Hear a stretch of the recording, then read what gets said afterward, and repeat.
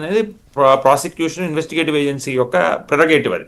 ఇంకొక పాయింట్ ఇక్కడ వెంకటకృష్ణ గారి డిస్కషన్లో వచ్చిన పాయింట్ ఒకటి చెప్పే ప్రయత్నం చేస్తాం.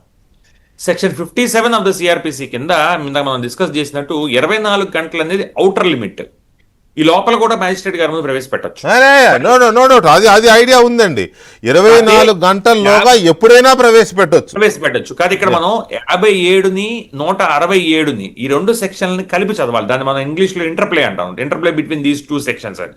167 ఏం చెబుతుందంటే రిమాండ్కి ఎప్పుడు అవసరం పడుతుందంటే మొదటి 24 గంటల్లో నువ్వు కస్టడీలోకి తీసుకున్నప్పుడు నీ ఇన్వెస్టిగేషన్ ఈయనకు సంబంధించి అవ్వాల్సిన పరిస్థితి లేదు కాబట్టి నా కస్టోడియల్ ఇంట్రాగేషన్ అవసరం కాబట్టి ఇందులో సో నాకు రిమాండ్ కావాలని చెప్తారు. కానీ ఇక్కడ ఆల్రెడీ కస్టోడియల్ ఇంట్రాగేషన్ అవసరం అని హానరబుల్ హైకోర్టు వారు అభిప్రాయపడ్డారు. ఇందులో అవసరం ఉంటుందని దాన్ని honourable supreme court of India వారు అప్హెల్డ్ చేశారు.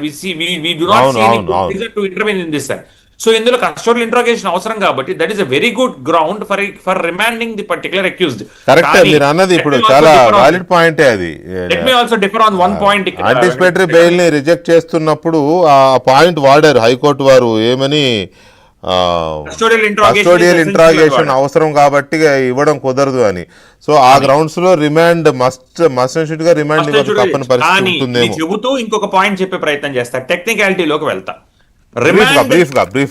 చాలా బ్రీఫ్ గా 1 minute. రిమాండ్ ని డినై చేసుకోగలుగుతామా అంటే let us assume a situation, of course Raghuramakrishnaraju గారికి జరిగింది అప్పట్లో, అలాంటిదే మళ్ళీ జరిగింది అనుకుందాం అండి. ఫర్ ఇన్స్టెన్స్ అలాంటిది ఏదన్నా జరిగింది అనుకోండి, ఆ గ్రౌండ్స్ ఉపయోగించుకొని సిఆర్పిసి ప్రొవిజన్స్ ఎక్కడ పోలీసు వారికి కస్టోడియల్ టార్చర్ చేయాలని చెప్పలేదు కాబట్టి దాన్ని ఉపయోగించుకొని రిమాండ్ డినై చేసే అవకాశం ఉంటుంది. రిమాండ్ బెయిల్ ఇచ్చారు కాబట్టి సుప్రీంకోర్టు కూడా 2-3 జడ్జ్మెంట్స్ లో చెప్పారు.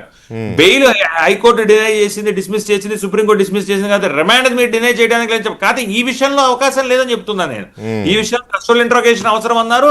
ప్లస్ ఇక్కడ పోలీసులు ఎక్కడ వాళ్ళకి ఇచ్చిన పవర్స్ మితి యాక్ట్ చేయలేదు. సో ఇందులో కస్టోడియల్ ఇంట్రాగేషన్ అవసరము మితిమీరి చేయలేదు కాబట్టి రిమాండ్ అవడానికి అవకాశాలు ఉన్నాయి. రైట్ లక్ష్మణ్ గారు, ఇక్కడ మళ్ళీ అదే ఆ పాయింట్ వస్తుంది. రేపు ఈవినింగ్ లోపు ఇవాళ ఏ టైంకి అయితే అరెస్ట్ చేశారో ఆ టైం లోపు